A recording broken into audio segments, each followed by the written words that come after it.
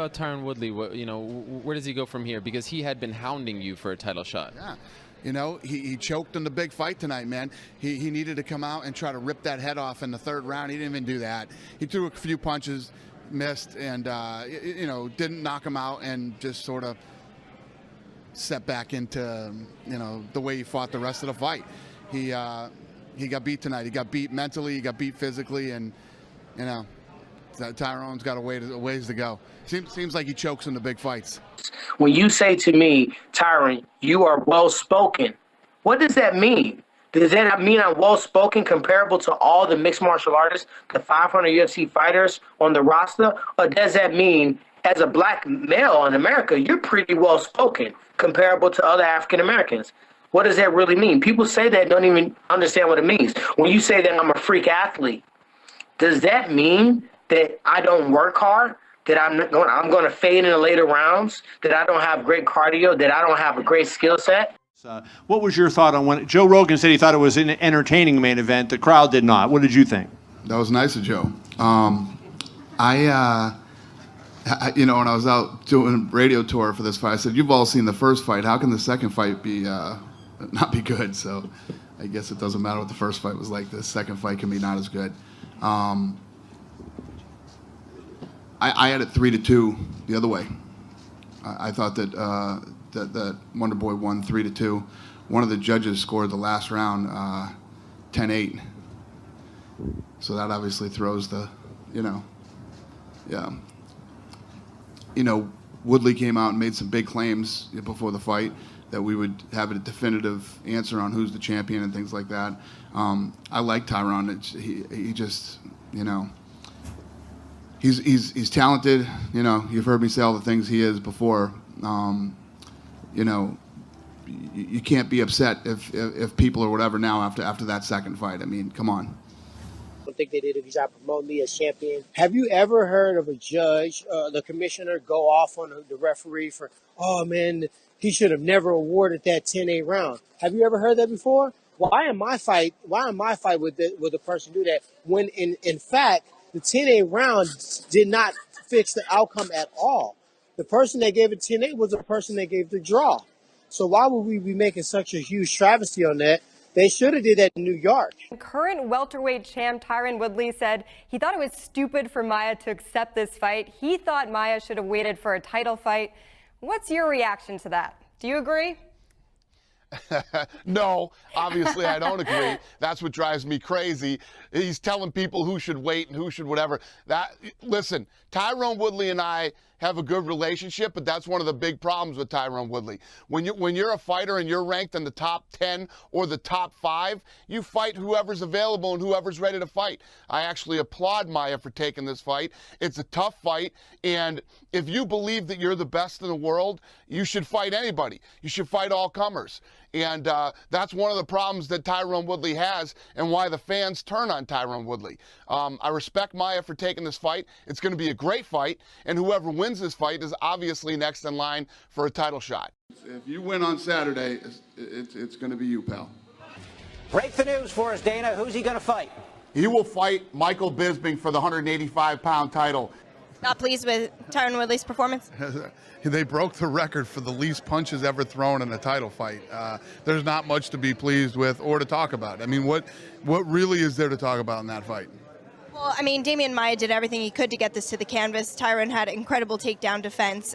He did something that not a lot of people who face Maia are able to do. You made it sound great. Thank you. Woodley's win tonight certainly didn't necessarily entertain the crowd quite as much. What did you think watching that fight? About watching what fight? The Woodley fight and beating Maia. What did you think about watching the Woodley fight?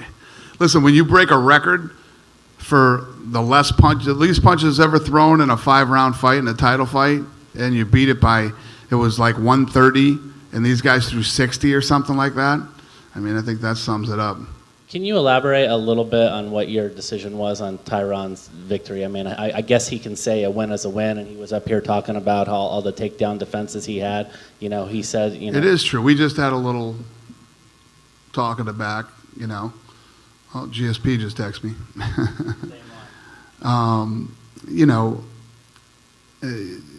He said, I heard you were talking about my performance. I said, You broke a record tonight. I mean, that speaks for itself. He said, well, this guy had however many, 17 takedown attempts or something like that. And I said, yeah, and not one of them were close. You fought them all off. The guy had one eye in the first round, and you're faster, you're stronger, your hands are better, explosive, you know. I believe Woodley could have finished that in the first round. If not, he definitely could have finished in the second round.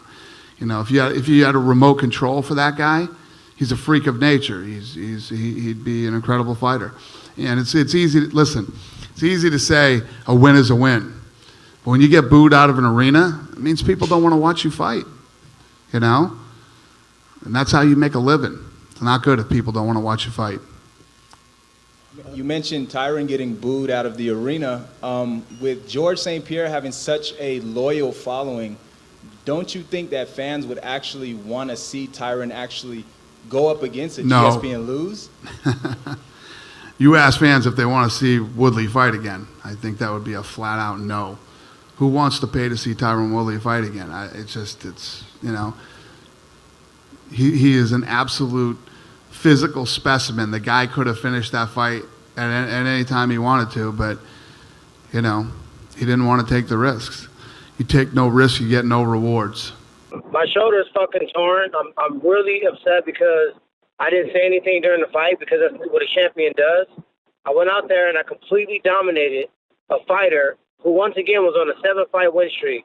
Everybody else that went into this person's, you know, their little door box of tools was either taken down, submitted, or controlled, or dominated themselves.